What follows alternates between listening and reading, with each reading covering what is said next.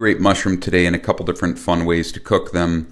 This is all about chestnut mushrooms. Nice roasted chestnut mushroom salad.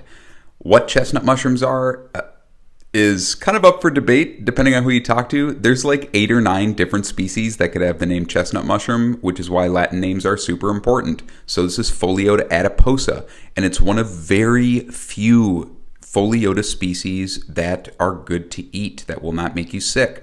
People are growing these.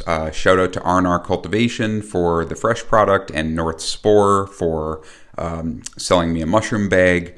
Nobody gave me anything for this, but there's not a lot of places where you can get these, so I want to mention that. For the salad, I'm going to take some shallot. I like some onion here, and I'm going to cut them into rounds. You could also use sweet Italian onions like Tropea or Torpedo. So I'm going to cut those into kind of thick slices, and I'm going to blacken these and kind of char them in a pan. If you do not have an industrial hood vent or a strong hood vent at home, you will want to just saute these.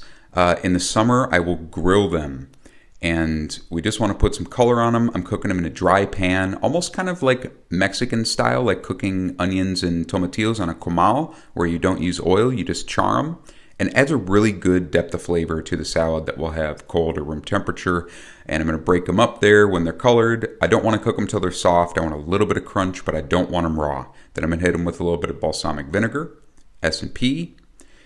And now for the mushrooms, we're just going to make basic roasted mushrooms. This is kind of just how to make a good bowl of roasted mushrooms. Take some garlic and crush it. You don't want to cut it up into small pieces because they could burn. We're going to cook this at high heat. Just cut them into like 1/2-inch pieces. Then we're going to take some high heat cooking oil, and this is a great place for leggy thyme. Thyme, if it's leggy, can be kind of hard to strip them off the branch, but once you toss all those thyme sprigs with the mushrooms, the leaves are going to come off as they cook. You can see I'm just cutting the mushrooms into what will become bite-sized pieces. I want them all relatively about the same size so they cook evenly.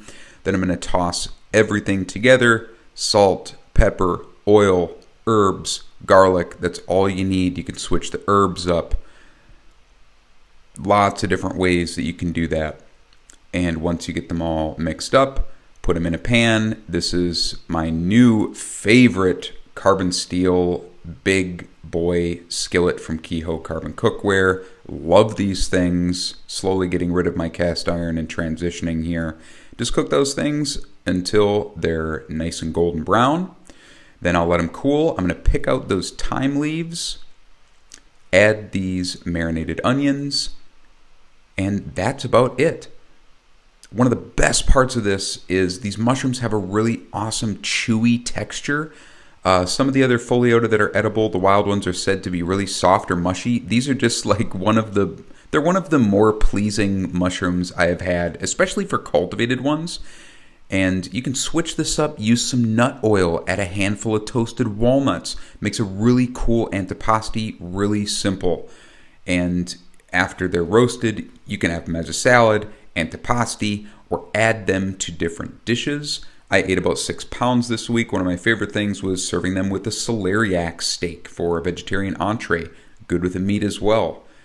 Marinated, or my ultimate mushroom pickles, is good too. And just like nameko mushrooms, these are going to be really, really good in soup.